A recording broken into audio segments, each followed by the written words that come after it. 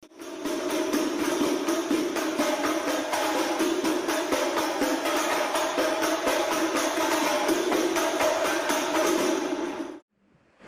Allah, Quran Surat Maryam ayat 96. Sesungguhnya orang-orang yang beriman dan beramal soleh, kelak yang Maha Pemurah akan menjadikan untuk mereka rasa kasih sayang. Ini ditafsirkan oleh Ibnu Abbas radhiyallahu anhu, berkata, makna kasih sayang di dalam ayat adalah Allah akan mencintai mereka dan menjadikan mereka kecintaan hambanya. Tetapi menurut Abu Hurairah berbeda. Abu Hurairah radhiyallahu anhu berkata bahwa Rasulullah SAW bersabda, sesungguhnya Allah SWT berfirman, tidaklah hambaku mendekat kepadaku dengan sesuatu yang lebih aku cintai daripada hal-hal yang telah aku wajibkan. Penjelasannya panjang. Dan hambaku masih terus mendekat kepadaku dengan amalan sunnah hingga aku mencintainya. Jika aku mencintainya, maka akulah yang tadi guru sebut, telinganya, matanya, tangannya, dan kakinya semuanya bisa digunakan untuk berjalan. Nah, ini ada perbedaan penafsiran terkait dengan kasih sayang menurut Ibnu Abbas maupun Abu Hurairah radhiyallahu anhu. Mohon pemahaman guru, ada dua pandangan. Binawafili,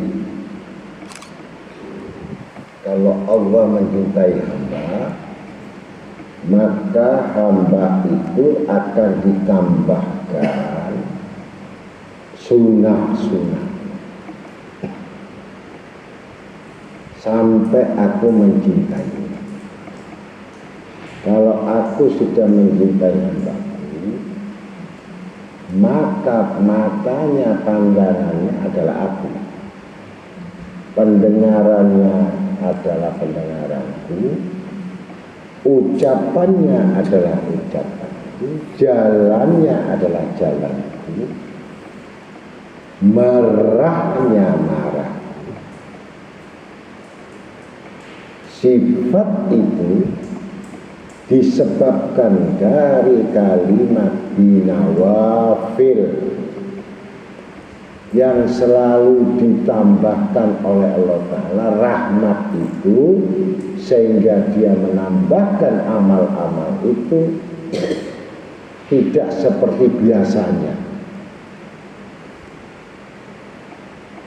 Itu tanda-tanda Allah mencintai hamba. Kalau segala aspek kebaikan atau amal apapun dalam bentuk sunnah dikurangi, itu bukan termasuk binawafil, tapi gofil, kelalaian. Maka semua yang dikurangi ini akan membuat semua aspek ini berkurang. Maka keluarlah sifat-sifat keinsanan, sifat angkara murka, sifat ketamakan, sifat kerakusan, sifat kecintaan kepada dunia semakin kuat. Karena dihapus sama Allah sifat binawafil. Maka itulah yang disebut kelalaian. Tapi apabila aku mencintai seorang hamba, maka akan aku palingkan wajah dan hatinya semata-mata tertuju kepada Tuhannya, menambahkan amal-amal yang soleh. dan tidak mau rugi. Itu hadis kursi.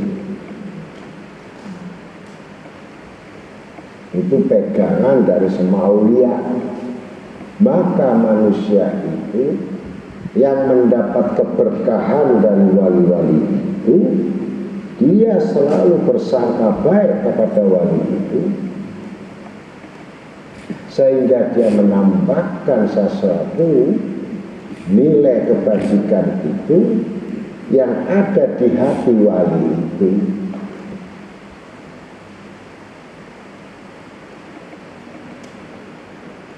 Tetapi yang tidak dapat pandangan dari wali-wali itu, karena memang Allah memalingkan pandangan itu agar tidak memandang kepada orang yang berpaling dari Tuhannya.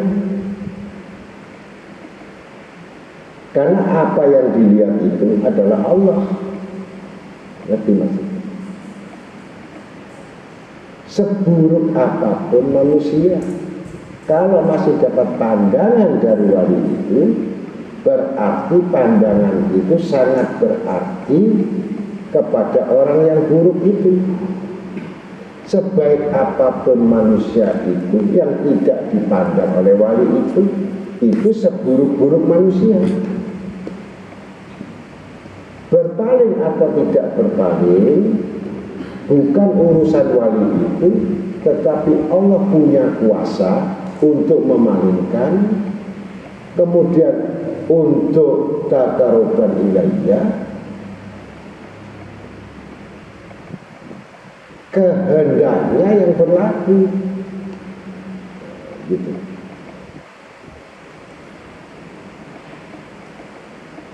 Jadi susah tolak ukurnya itu bagaimana. Gitu.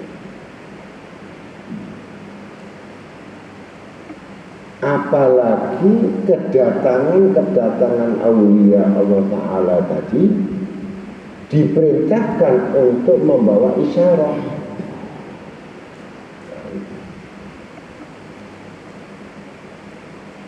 Yang tidak diketahui betapa banyaknya manusia ribuan di sekitarnya. Ketika tugas wali tadi membawa isyarat, maka lenyaplah kebaikan itu.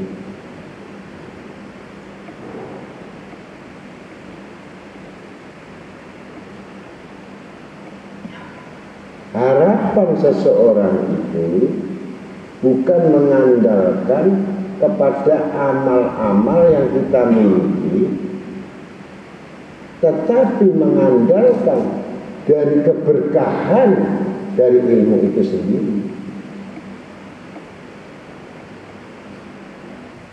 Karena orang yang selamat itu selalu berserikat dalam keberkahan,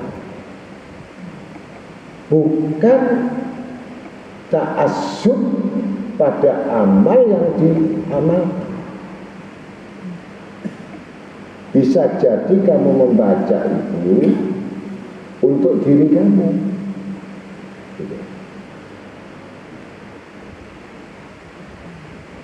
Rasulullah SAW itu pernah berdoa sampai 6 jam dengan air mata yang begitu kerasnya. Ketika diperiksa, tidak ada untuk dirinya. Ternyata diseleksi dan diperiksa doa 6 jam itu isinya untuk umatnya. Umati. Kemudian umati. Jadi sama sekali tidak dititik beratkan kepada dirinya. Saking cintanya kepada umatnya ini 6 jam yang mengeluarkan indeks ini tidak ada untuk dirinya, tidak ada maunya untuk dirinya. Irhamna ya arhamar rahimin, farij'alna. Jadi semuanya perbendaharaan Rasulullah ini diberikan kepada kita ini sebagiannya. Jadi kalau kecintaan yang demikian besar, kenapa kamu kalahkan dengan yang lain? Bukankah kamu termasuk golongan orang kurang ajar? Kalau Rasulullah sudah melebihkan segala sesuatu untuk kita, sekarang jawab. Harusnya kita bersyukur.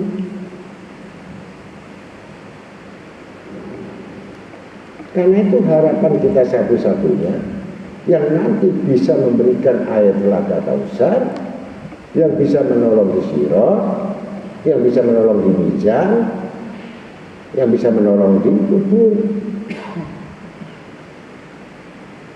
Bukan amal kita.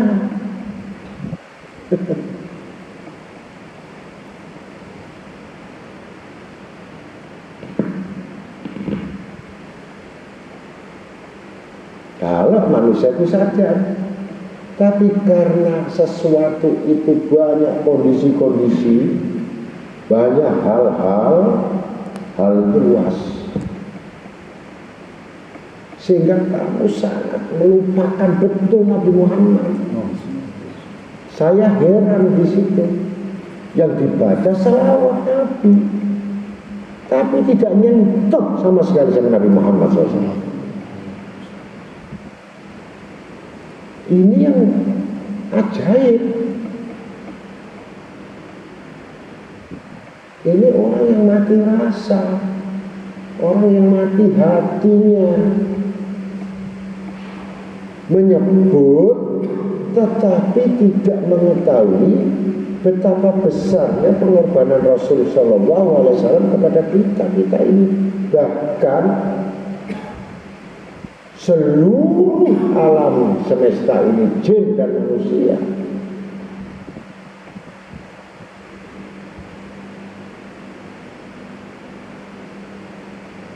sebalas budi kita. Kalau kamu ada orang berbuat baik sama kamu, minimal kamu ucapkan terima kasih, jazakallahu khairan. Minimal. Kalau yang berbuat baik, yang super, yang melebihi bapak ibu kita, harapan satu-satunya ya Nabi Muhammad. Paham kan? Itu logika. Karena kita kalah sama yang kelihatan, yang hidup-hidup ini, makhluk-makhluk ini, yang semua fana ini, sehingga tidak tertulis, tidak terukir nama Muhammad SAW di hatimu. Nah, ini orang celaka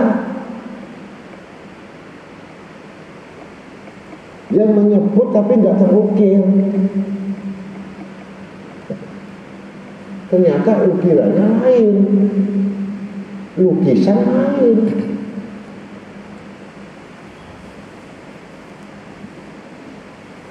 Sampai kira-kira doanya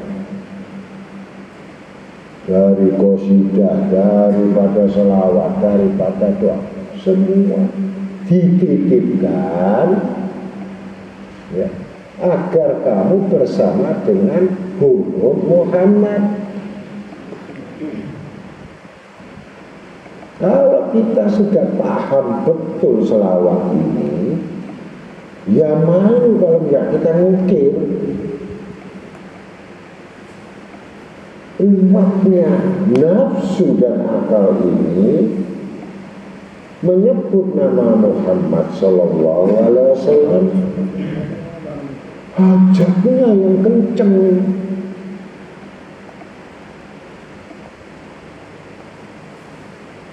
Jadi kalau minta ini bukan betul-betul untuk perantara Nabi Muhammad ini, kalimatnya itu nggak jelas.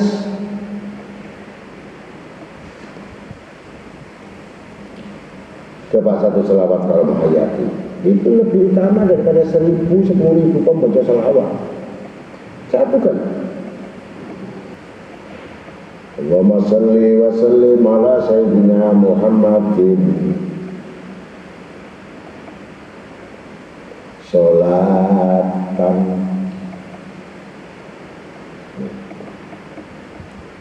sungguh kami berselawat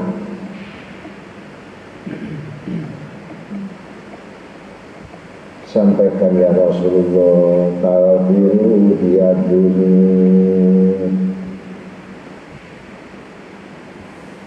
agar dosaku diampuni wa tuslihu biyal qulub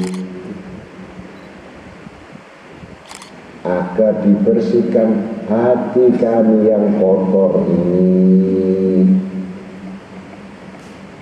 wa tantaliqu biyal usud agar disembuhkan segala macam penyakit.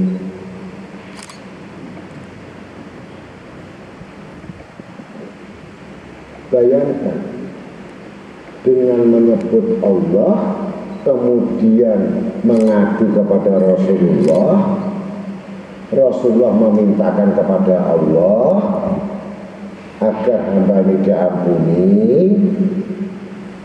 hatinya dioperasi, bersih. Penyakit watan toliqu, apa sih penyakit? Rezekinya berpenyakit, badannya penyakit, hatinya penyakit, pikirannya penyakit.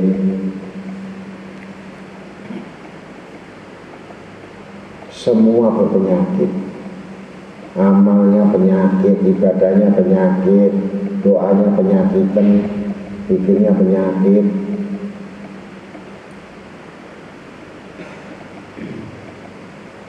Wakalinu biasuh,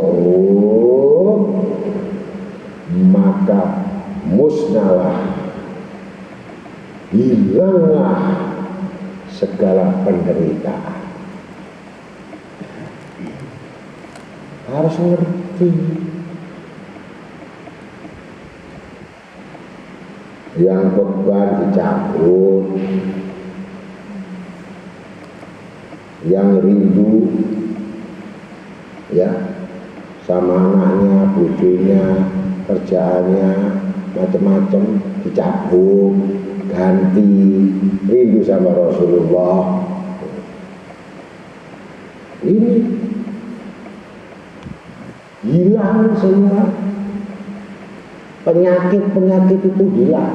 Resah hilang, bingung hilang, kesepian hilang, penderitaan hilang, tulul amal hilang, angen-angen hilang, cinta dunia hilang, hilangkan semua, dihapus penderitaan.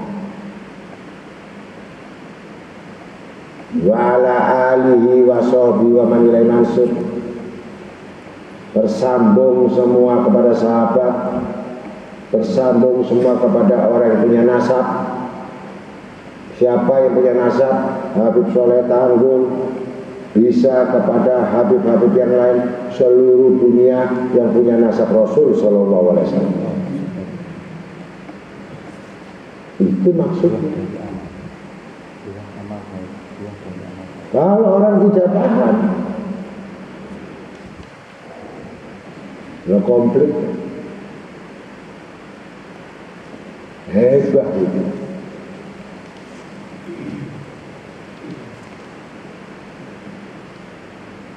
Saya sudah baca surat sumpah sing gak bener itu di selawat tafsir wonge sing gak bener. Wis gampang. Satu kali kamu dicabut hilang, nggak ada, semua sudah sepi. Hebatnya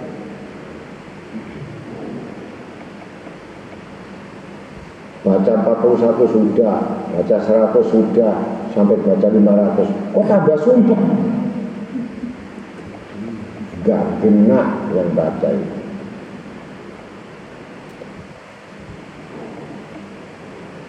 Kamu baca satu kali,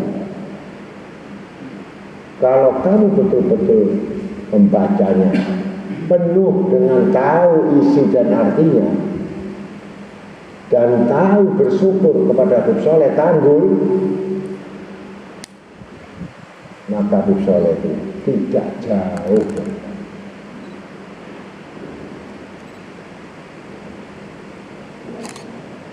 Ya kalau orang nggak ngerti,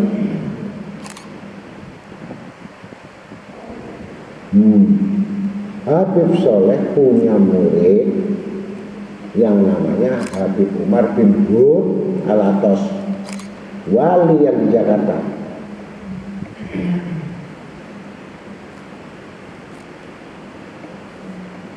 Ketika ada kesusahan, ada kesulitan materi dan dia omong-omongan sama foto, ya saya, ya Habib Agis nih, tolong saya,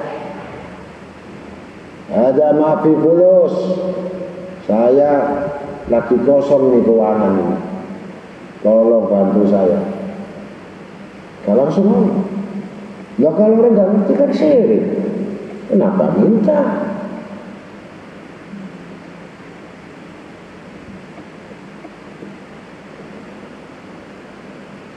Gak ada 5 menit, gak ada setengah jam, gak ada 1 jam, bawa orang 1 koper uang untuk ke rumah.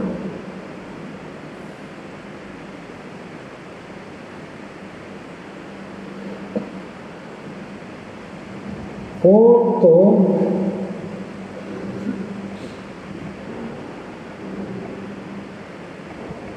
keyakinan yang demikian itu bukan melihat satu bentuk maujud, bukan bentuk sebagai manusia yang dipandang,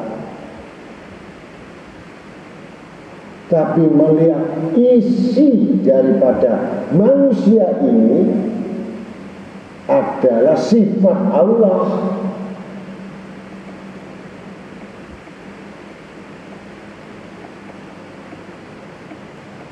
Saya pribadi sudah membuktikan sendiri. Bagaimana saya takut? Kalau kita punya guru panutan yang selalu melihat saya, yang selalu menolong saya, yang selalu membimbing saya, walaupun orangnya tidak ada, itu namanya cinta.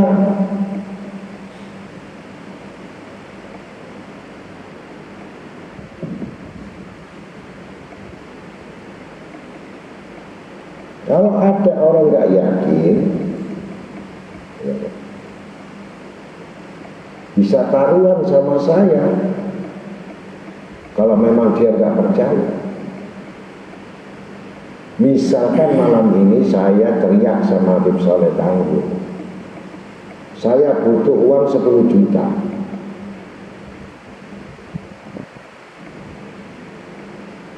Itu orang akan digerakkan hatinya bawa 10 juta sama saya. Kalau mau mengetahui keramatnya Habib Soleh Tanggul,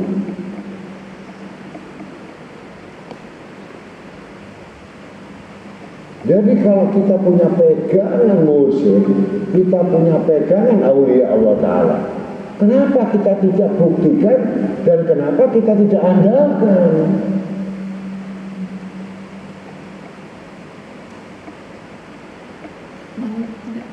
Kalau kita itu betul-betul mengandalkan sesuatu yang kita tidak punya milik, yang kita tidak punya kekuatan, yang kita tidak punya daya, serahkan kepada manusia yang dekat dengan Allah.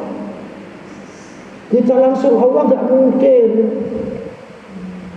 Dosa banyak, kelalaian banyak, malasnya banyak, maunya banyak, serahkan pada orang yang zuhud, serahkan sama yang warok, serahkan manusia yang tidak pernah melanggar dengan Allah Ta'ala.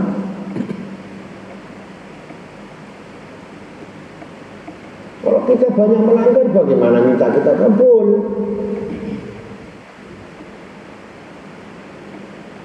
Maka dengan demikian berwasilahlah kepada guru-guru kita. Makanya kalau saya selalu berikan selawat itu disebut selawat mansub karena ada nasab.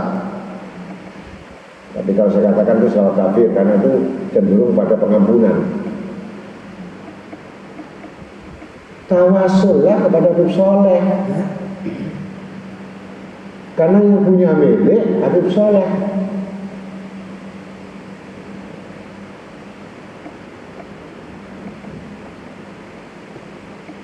Kalau ingin tahu namanya keramat beliau.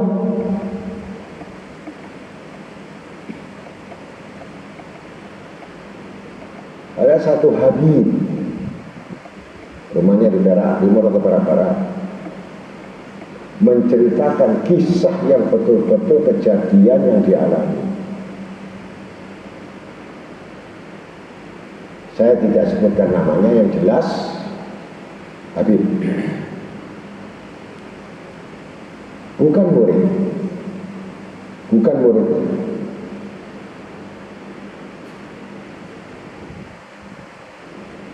Dia sudah diperkirakan oleh dokter paling lama umurnya 1 bulan karena jantung koroner parah.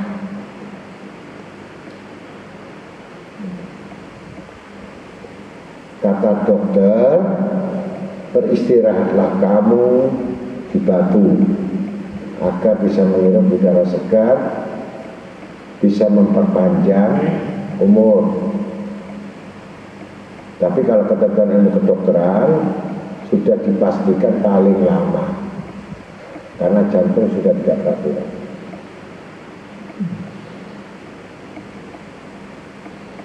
Akhirnya tengah malam dia bertawasul kepada Habib Soleh Tangguh.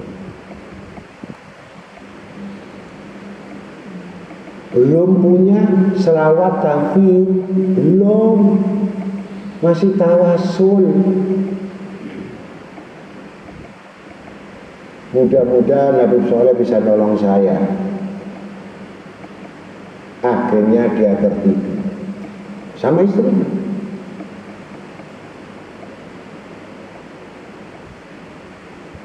Datang Habib Soleh dalam mimpinya,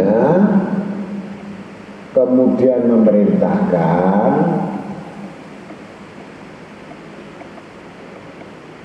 ya waladi, penyakitmu akan sembuh. Kamu besok beli kelapa, buah kelapa, kemudian kamu parut, ya. Kemudian beli gula merah, kau campur gula merah itu dengan parutan kelapa. Besok pagi sebelum makan kamu makan secukupnya.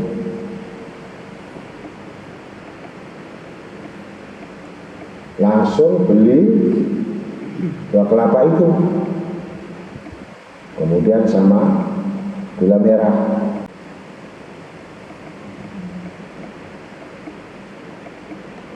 Akhirnya pulang dia besok, karena sudah cukup 3 hari 4 hari.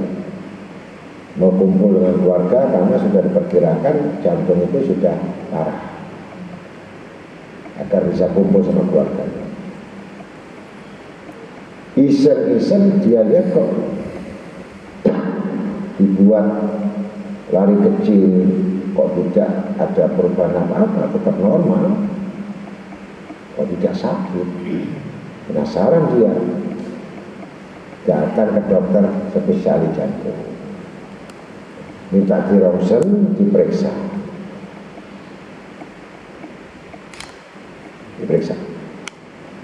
dokternya terkejut dan gak bisa berbicara apa-apa. Keanehan sudah mulai terjadi. Yang jantung bocor itu, yang jantung sudah tidak genah, sudah tidak beres, itu normal semua. Hilang semua, yang bocor itu tembel sendiri, tidak tahu yang nembel siapa.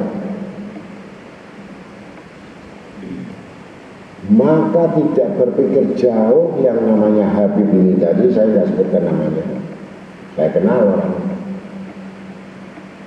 langsung lari ke Habib Soleh,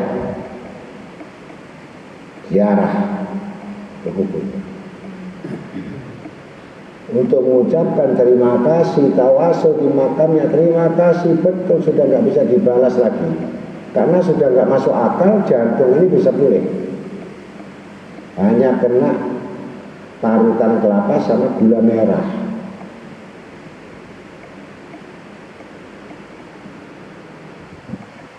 Sudah selesai, pulang mimpi lagi. Gimana ya Waladi? Sudah bagus.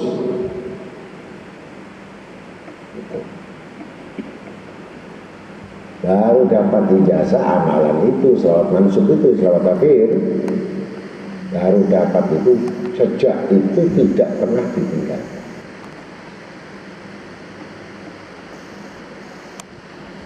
Dan itu Habib itu ngomong langsung di depan saya. Sampai 5 tahun kejadian itu terus menerus, baru cerita sama saya, ketemu saya. Akhirnya setiap hall dia selalu menyumbang. Bingung, karena yang nyumbang itu banyak. Bentuk ini sudah ada, semua ada, semua ada. Beras ada, semua ada sudah. Maka dia hanya beri uang karena tidak tahu untuk apa. Daging sudah ada, kayu bakar sudah ada, semua. Hanya memberi uang kepada cucunya Yerusalem. Yang lucunya, setiap uang sumbangannya itu dia periksa, dia tanyakan, untuk apa uang yang saya kasih? Itu semua uang yang diberikan kepada anak cucunya itu semua jadi kelapa. Dan itu buat serondeng semua. Jadi uang yang diberikan itu nggak bisa jadi daging, gula nggak bisa. Selalu jadi kelapa. Setiap hal, mungkin sampai saat ini, karena beliau tidak menghadap lagi sama saya, mungkin sudah tua. Dan itu cerita sama saya dalam kondisi sehat walafiat berkat karomatil aulia Al-Habib Shalih bin Muhsin Al-Hamid.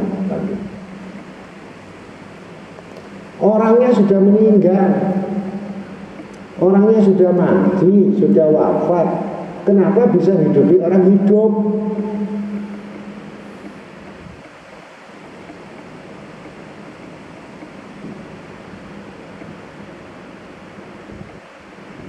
Kalau kita saja mungkin sakit apa? Sakit ekonomi, sakit pikiran, nggak sampai sakit bocor jantung. Ya kecil bagi wali Allah itu.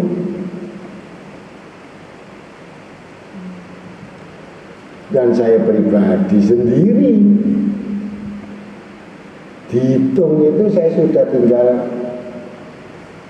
5% nyawa saya.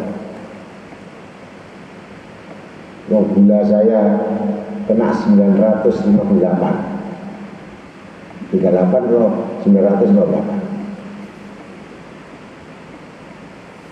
Testernya itu nggak mampu, 500 jeglek. Habis badan saya tinggal pulang. Dan murid satu pun tidak ada yang tahu.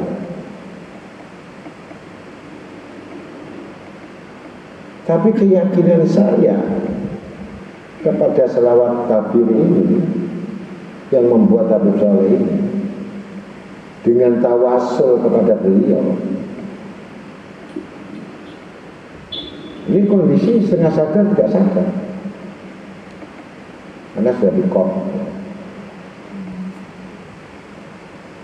Habib Soleh itu datang. Ya waladi kek mana ada? Apa kabar? Saya marah, saya sakit. Sakit marah? Lah, kalau roga waras,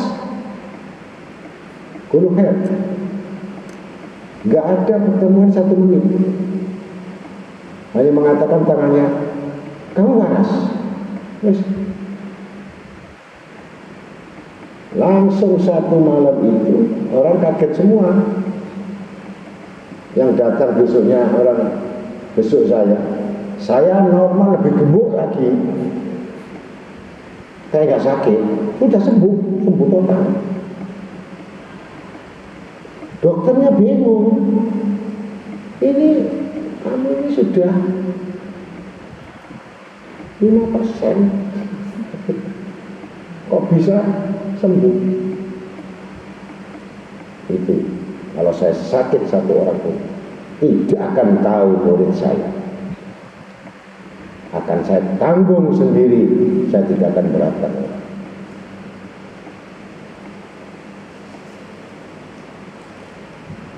Rakat sendiri, periksa sendiri.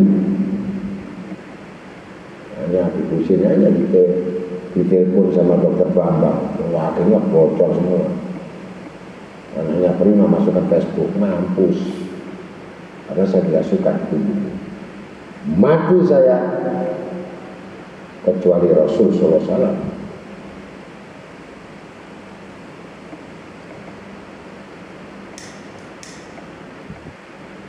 Itu pemimpin, tidak memberatkan siapapun dan tidak akan cerita siapapun, kecuali diketahui sekarang sakit gigi.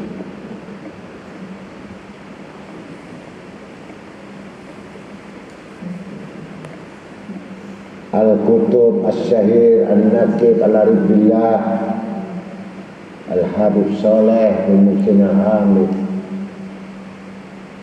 Iti hajatikum ya Habib Soleh, iti hajati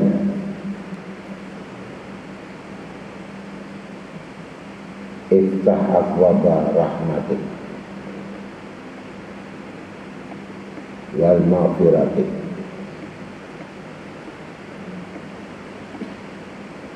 Itu yang kita harapkan. Kalau kita selalu berhubungan dengan wali Allah itu, dekatnya cahaya itu, dekatnya Nabi Muhammad SAW.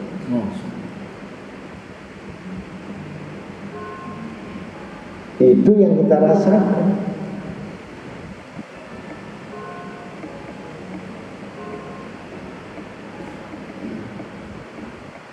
Itu yang kamu dapatkan, segala sesuatu itu apa yang menjadi sangkamu itu.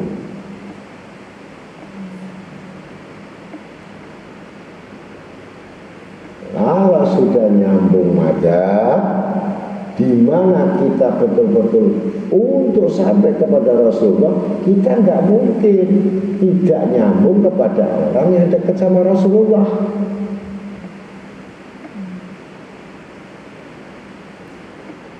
Kita tidak mungkin bisa melampaui mereka.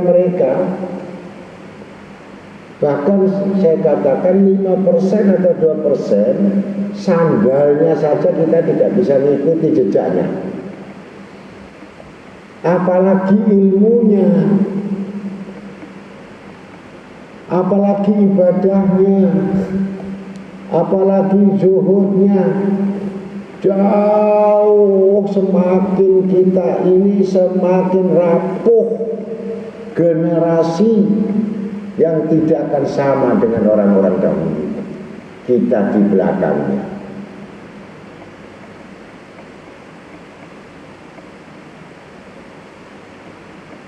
Fattabi'uni yuhibbukumullah.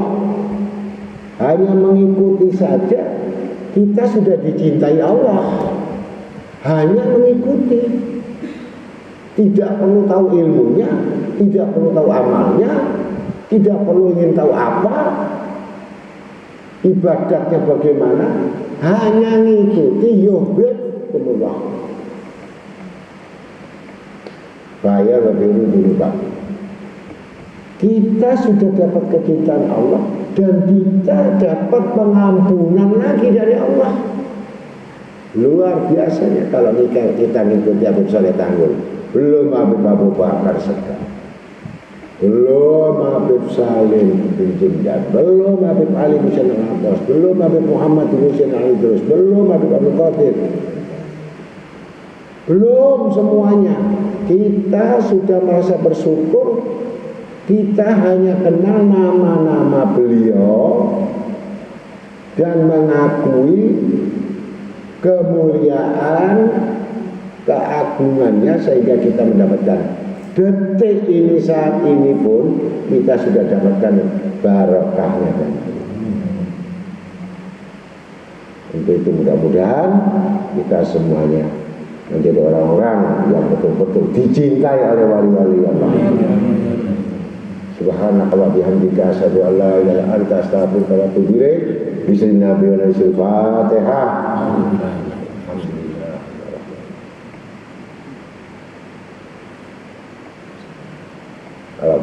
Assalamualaikum warahmatullahi wabarakatuh.